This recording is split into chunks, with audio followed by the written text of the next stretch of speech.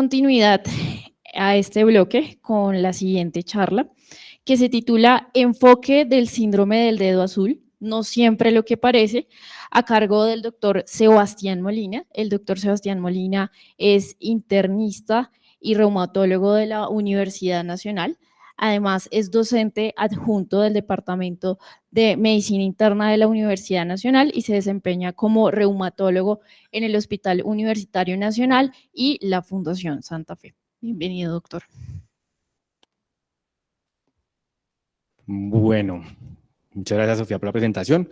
Primero, pues, agradecerles por estar acá, por ser valientes y estar hasta las 4:00 ya, bueno, casi. Y también felicitarlos por el congreso. Me tocó hacer el tercero y sé de primera mano lo duro que es. Entonces, felicitaciones. Cuando me dijeron que en 20 minutos les hablara de enfoque de dedo azul, dije, Cristian tiene huevo, pero bueno, vamos a hacerlo. Estas charlas son difíciles cuando son de enfoque, pero bueno, vamos a intentar hacer el mejor esfuerzo para que valga la pena la queda. Entonces, primero, no tengo ningún conflicto de interés. Básicamente lo que se diga acá es responsabilidad mía, tanto lo bueno como lo malo. Esta es una paciente que estoy seguro que más de uno por aquí se habrá encontrado. Es una paciente que estuvo en el hospital, que estoy seguro que ustedes que hacen turnos allá en la UCI la vieron en algún momento. Es una mujer de 33 años, de Bogotá, cobradora, y llegó porque tenía disnea y un dedo azul. Bueno, varios dedos azules, de hecho. El cuadro era una disnea de 3 meses de evolución. Un día antes de que consultara se había exacerbado, tenía cianosis distal, edema palpebral, hizo una insuficiencia respiratoria y como antecedentes teníamos que aparentemente consumía sustancias, no sabíamos cuáles. Tenía un antecedente de una valvulopatía mitral con una insuficiencia severa, hipertensión pulmonar y venía tomando warfarina. Eso es lo que sabíamos, no había familiar, no había nada más. Llegó a la UCI, llegó intubada, llegó muy mal y llegó con estas lesiones. Entonces llegó con sus deditos, ustedes ven, están completamente cianóticos, la mano derecha completamente cianótica. Y uno dice, bueno, es una paciente mala, choqueada, con una valvulopatía. Entonces, ¿será que eso es el choque? ¿Será que es la hipertensión pulmonar que lo tiene los dedos así? ¿Será que es que tiene vasopresores o es que hay algo más de base? La idea de esta charla es ver si logramos responder esa pregunta. Allá. Lo primero es definir qué es dedo azul. Básicamente, cualquier cambio de coloración a un tono azul violáceo, sencillito. Uno o más dedos, nada más. Cuando hablamos de isquemia crítica, cuando eso conlleva a que hay dolor, pérdida de tejido, ulceración, en el contexto pues, del dedo azul. La epidemiología realmente es muy compleja porque son muchas las enfermedades que vamos a ver que están asociadas a todo esto, entonces los datos son muy limitados. Tal vez en Reino es con el único que hay alguna prevalencia eventualmente documentada, en mujeres 4 al 9%, en hombres 3 al 6% en Estados Unidos. El profesor estaría muy molesto por esta charla, pero no se angustien, solamente es para mostrarles que son muchas las causas que pueden dar síndrome de dedo azul, muchas las causas, entonces realmente decirles cuál sería la etiología va a ser muy complejo, vamos a tratar de hacer como un esquema en el cual tratemos de definir todo, y uno las puede aglomerar entre si es por embolia, si es por trombosis, si es por vasoconstricción, si es que está afectada la pared vascular, si es que hay otra obstrucción o hay hiperviscosidad. También se pueden clasificar de acuerdo a eso, entonces ustedes van a ver muchas etiologías, profe Otero, discúlpeme, y puede ser tanto por trombosis arterial como por trombosis venosa, que es una cosa que hay que tenerlo presente, que no solo la arterial puede dar ese síndrome de dedo azul.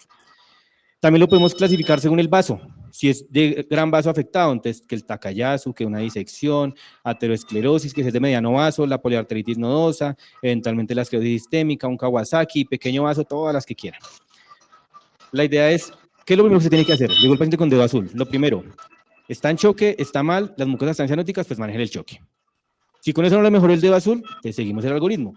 ¿Hay algo de trauma? No. Si sí lo hay, entonces trauma menor, maneje el sangrado, si hay una mordedura, pílale, eso sobre todo en zonas rurales, aquí pues, tal vez no lo vemos tanto, pero hay que estar presente si hay algún tipo de mordedura, porque puede ser alguna mordedura por algún animal, algún insecto, algún araña, lo que sea, que con un suero podría eventualmente solucionarse. Si definitivamente no, entonces la primera pregunta que se va a hacer es, ¿este dedo azul se induce o empeora con el frío? Primera pregunta. Si no, entonces va a ser independiente de la temperatura y ya vamos a ver eso que nos va a llevar. Si por el contrario, sí, entonces la primera pregunta es, bueno, ¿este dedo azul empeora y retorna a la normalidad? Entonces probablemente sea un Raynaud, ¿cierto? Entonces, primera pregunta, ¿puede ser un Raynaud? Entonces, ¿qué vamos a hacer con el Raynaud? Ya todo esto lo han visto muchas veces, ustedes saben que los que ya han rotado por ahí saben que me gusta mucho la microcirculación en general. Esto lo vemos frecuentemente, episodios recurrentes, reversibles de vasoespasmo, y esto es muy importante, reversibles.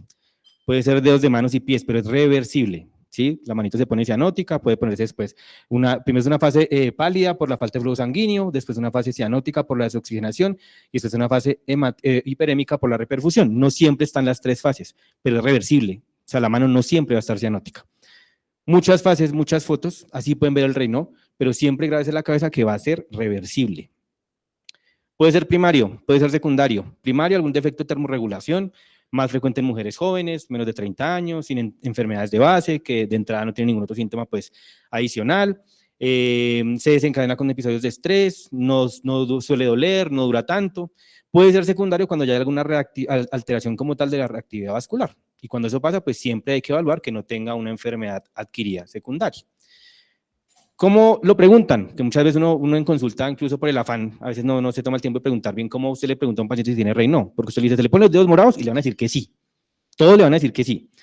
Y ustedes lo han visto cuando rotan en reumatología, que llega uno y le dice, pero eso no es ningún Raynaud, y resulta que a veces sí lo es. Entonces, primera pregunta, ¿sus dedos son especialmente sensibles al frío? Sí. ¿Cambian de color cuando los exponen al frío? Sí. ¿Se vuelven blancos o azules? Si las tres son positivas, ahí está el Raynaud. Si la segunda y la tercera son negativas, pilas, puede que sea otra cosa. Y muy importante, cuando encuentren el Raynaud, examinar al paciente para de entrada tratar de ver la causa. Si es una mano que está, lástima la fotico no se ve tan bien, pero si es una mano que tiene algo de esclerodactilia, ustedes ven que pierde algo de los pliegues, tiene algo de úlceras digitales, pues van a decir probablemente es una esclerosis sistémica, ¿cierto? Si por el contrario es esta mano que ustedes ven que tiene unas lesiones, unas pápulas, máculas eritematosas que respetan los nudillos, que afectan las falanges, un lupus, ¿cierto? O por el contrario, entonces tiene estas pápulas o máculas eritematosas que compromete todas las interfalángicas, la articulación, la falange, pues piensan en un gotro, en una dermatomiositis. De siempre, después del Raynaud, va y le mira las manos, mira si tiene alguna cosa para saber la etiología y si es algo secundario o no. ¿Y con qué lo enfocan? Pregunta de examen, cuando pasan por reumato, yo se las hice. ¿Cómo enfocan un fenómeno de Raynaud? Entonces, inicialmente, al menos esto, unos anticuerpos antinucleares y una videocapilaroscopia. ¿Por qué? Porque lo que uno busca es saber si es secundario o no, porque cuando esto está positivo, predice el riesgo de que el paciente vaya a desarrollar una enfermedad del tejido conectivo. Esto es una capilaroscopia normalita, ¿sí? Ustedes ven ahí muchos capilares, todos los capilares, no se ve ninguno grande, pero si se encuentra alguna cosa como esta, que están los megacapilares, no hay sangrado, pero hay megacapilares, o por el contrario que ya hay zonas avasculares, hay hemorragias, o por el contrario que ni siquiera hay capilares.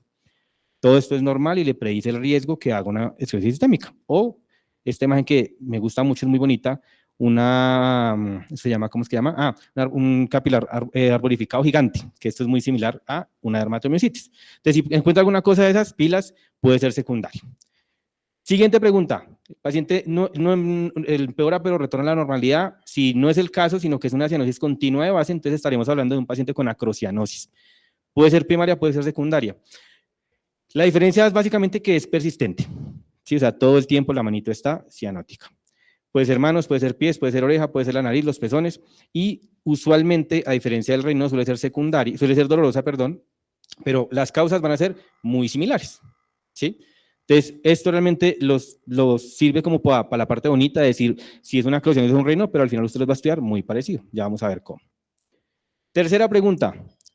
La lesión está mediada por el frío, es decir, el frío fue el que hay una lesión asociada al cambio de coloración, hay una púrpura, hay una inflamación, hay lesiones inflamatorias en las manos, entonces si es por congelación, pues hombre, caliéntelo, mirar si le pone alteplasa, aquí no vemos tanto desafortunadamente, pero habrá sitios donde lo pueden ver más frecuentemente.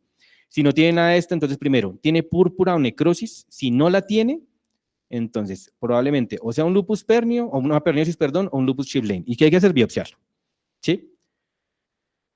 ¿Qué tan frecuente es? Raro, realmente raro. Lo vemos sí, pero es raro. ¿Qué se tienen que llevar para la casa de esto? Que son generalmente en áreas descubiertas, que generalmente se exponen al frío, están constante este cambio de coloración. La mayoría de veces está asociado a una enfermedad secundaria, pero también puede ser idiopático y más bien raro. O sea, si tiene una foto así, esto es una paciente que tuvimos en el servicio, un lupus Chiplein, tiene algo así que como que usted no le cuadra para ninguna cosa, no mejora, biópsilo y mándalo al dermatólogo y miremos a ver que no tenga ninguna cosa secundaria. La siguiente pregunta, ¿tiene púrpura o necrosis? ¿Fue mediada por el frío? Pues probablemente esté mediado por crioproteínas. Y entonces hay que buscar la crioglobulinemia, si tiene mediado por hepatitis C, si tiene una electroforesis para pensar en alguna linfoproliferativa, ¿cierto? Y si es esto, digamos, no lo vamos a tener mucho, las crioglobulinemias, que si es tipo 1, que si es monoclonal, que si está asociada a una gamapatía monoclonal, Eventualmente, si usted ve que tiene púrpura, es fijo, induzco por el frío, no mejora, busque la crioglobulinemia. O las mixtas cuando están asociadas a infecciones virales como hepatitis C o alguna enfermedad del tejido conectivo. Muchas lesiones, ustedes ven que todas son muy parecidas, ¿cierto? Entonces, hasta que se dicen, bueno, al final todo es muy parecido. Entonces, ¿cómo lo seguimos enfocando? Ya vamos a ver. La siguiente pregunta, ¿esas lesiones independientes de la temperatura? O sea, ¿todo el tiempo está ahí o no cambia con la temperatura como tal? Pálpele el pulso. Eso es muy importante, pálpele el pulso. Desafortunadamente esto nos hemos obviado, hemos dejado de hacerlo muchas veces, pero con el solo hecho de palpar el pulso podemos detectar una isquemia aguda de la extremidad y podemos eventualmente llevar al paciente rápidamente a una revascularización, llame al vascular, mire si le empieza heparina intravenosa, haga el estudio de imagen. Y él le pregunta, bueno, ¿cuál imagen? Esto va a depender de dónde esté, qué día de la semana sea y qué hora es. Así de sencillo, porque ustedes van a ver que si el paciente está muy mal, hombre, no le van a llevar una resonancia ni a palo, ¿cierto? Si el radiólogo no está, entonces no va a ver quién le haga, si el vascular no está, entonces no va a ver quién le haga un Doppler. Entonces, a veces vamos a la arteriografía porque es lo que tenemos mientras alguien va y la revisa o de pronto se la manda al radiólogo para que nos mande el reporte y encontramos si hay una oclusión vascular. Entonces, ¿de qué va a depender? De la herramienta que tenga disponible en su momento. Claramente algunas tienen ventajas sobre otras, pero realmente va a depender de qué tenga disponible en su momento, pero hágale una imagen. La siguiente pregunta que se va a hacer, listo, el pulso está normal, examínelo. Mire que hasta aquí, ¿qué hemos venido haciendo desde atrás? Examínelo, examínelo, examínelo. ¿Por qué? Que si tenéis la historia clínica actual, ¿está infectado? ¿Será que es una púrpura fulminans? El paciente antes refería palpitaciones, flushing, ¿será que tiene un feocromocitoma? ¿Será que es que tenía consumo de sustancias, en este caso como el levamisol? Y a este sí le quiero hacer una parte, un segundito, porque esto cada vez lo es más frecuentemente en nuestro medio. Ya hemos visto varios pacientes que llegan por levamisol, esto es un antihelmíntico, que lo usan para rendir la cocaína, desafortunadamente cada vez lo vemos con más frecuencia. Hay una cohorte en Medellín, que es tal vez la cohorte más grande a nivel mundial de pacientes con levamisol, y siempre, muy frecuentemente afecta, mire que aparte de los dedos, ustedes van a encontrar lesiones purpúricas que pueden afectar las piernas, los genitales, el pabellón auricular, los codos, y casi nunca van a afectar las plantas como tal, o el cuero cabelludo. Y puede aparecer como múltiples lesiones, como una púrpura retiforme, que puede ser desde una leve hasta ya una necrosis muy, muy severa. Entonces, esto siempre manténgalo en su cabeza, siempre preguntar si el paciente venía consumiendo algo antes de. Como antecedentes, que si tiene enfermedad renal crónica, ahí está Juan José, Juanjito, bienvenido. Si hay calcifilaxis o no, si tiene algún procedimiento endovascular reciente, si tiene alguna valvulopatía, porque se nos olvida a veces la endocarditis como una causa frecuente del dedo azul, si hay antecedente de displasia fibromuscular o si tiene antecedente de tabaquismo para evaluar una tromboangitis obliterante.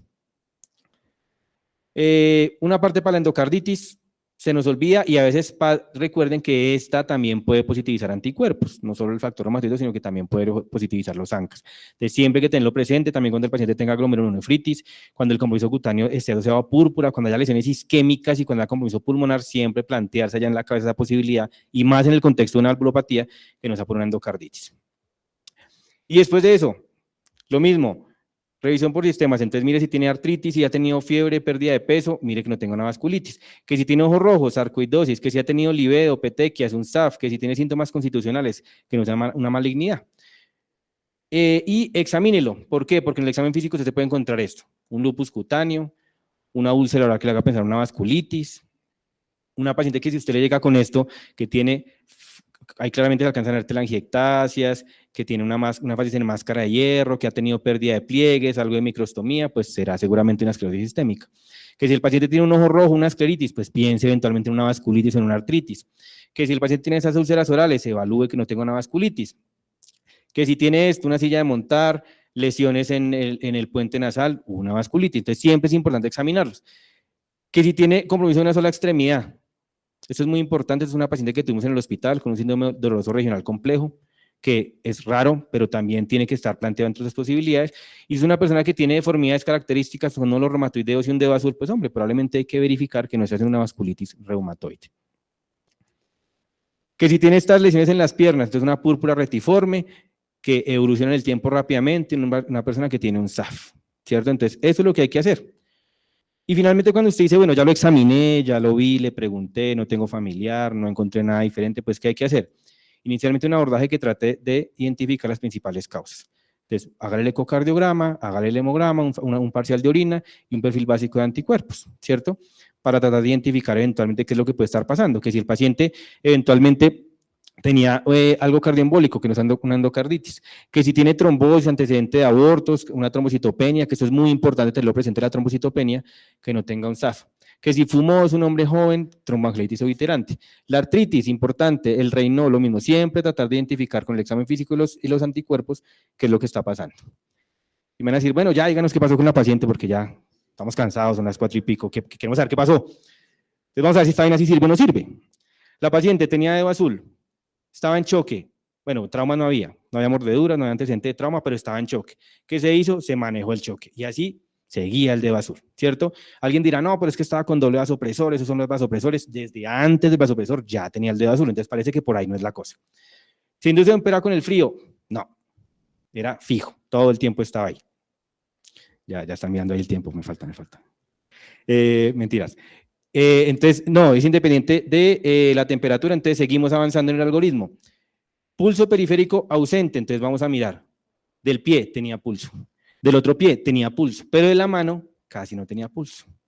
Entonces alguien dijo, oiga, hagámosle las imágenes. ¿Qué tenía? Vamos a ver. Entonces, en el Doppler de miembros inferiores, oclusión de la arteria radial derecha desde su origen. Alguien dijo, hizo una falla respiratoria, hipoxémica, desde el principio, una paciente que venía anticoagulada, como que no cuadra, le hicieron un angiotac, un TEP masivo con un infarto pulmonar. Pero eso no explica los dedos de los pies, ¿cierto? Porque los dedos de los pies le hicieron el Doppler arterial y no tenía como tal compromiso arterial. Entonces, había también unos con pulso normal, ¿cierto? Entonces, importante que no siempre va a ser una sola causa eventualmente. Esta paciente tenía antecedente de una valvulopatía. Entonces, ¿será que tiene una endocarditis? Le hicieron el ecocardiograma y el inicial no tenía ninguna vegetación. Alguien dirá, consumía sustancias, ¿será que estaba consumiendo cocaína? ¿Será que es que tenía levamisol ahí? Después conseguimos parar a la mamá y nos aseguró que no. Pareciera que no, y usted mira el examen físico y no tenía ninguna otra lesión sugestiva de que eventualmente tuviera una vasculitis por levamisol.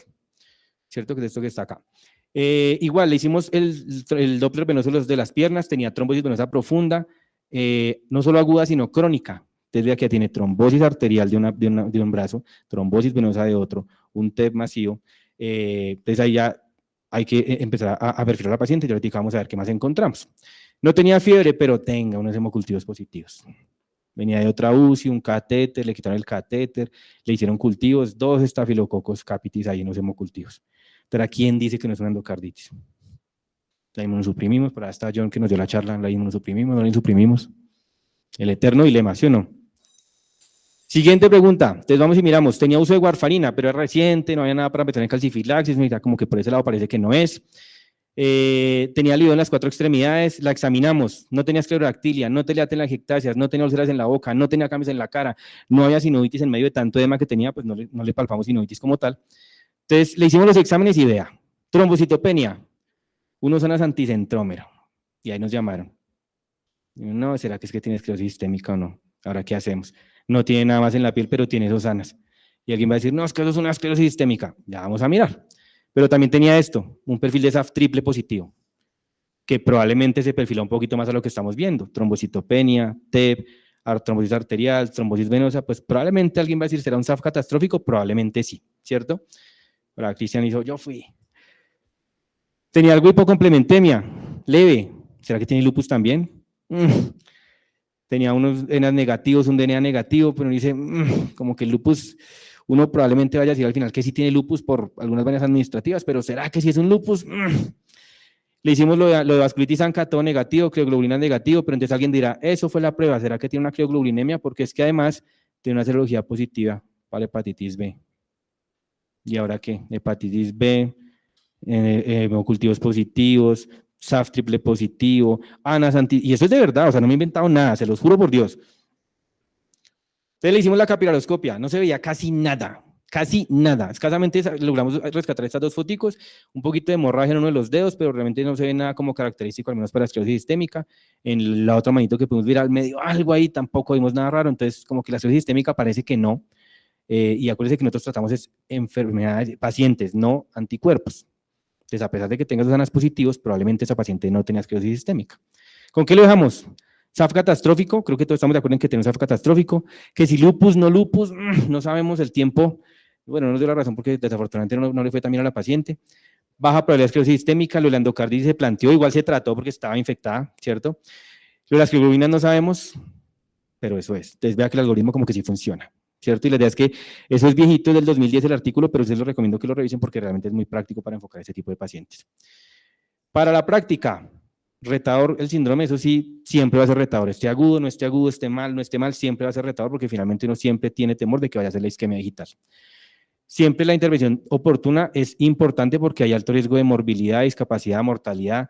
Tenemos desafortunadamente pacientes amputados, con pérdida de dedos, pérdida de extremidades por este tipo de lesiones. Y no siempre es una sola causa, es muy importante. No se case solo con una causa, siempre trate de verificar bien desde la anamnesis y el examen físico que no tenga algo adicional. Y cuando hay una isquemia digital, importante, el abordaje sistemático y la intervención temprana. Y eso era todo, ya lo logré. Muchas gracias.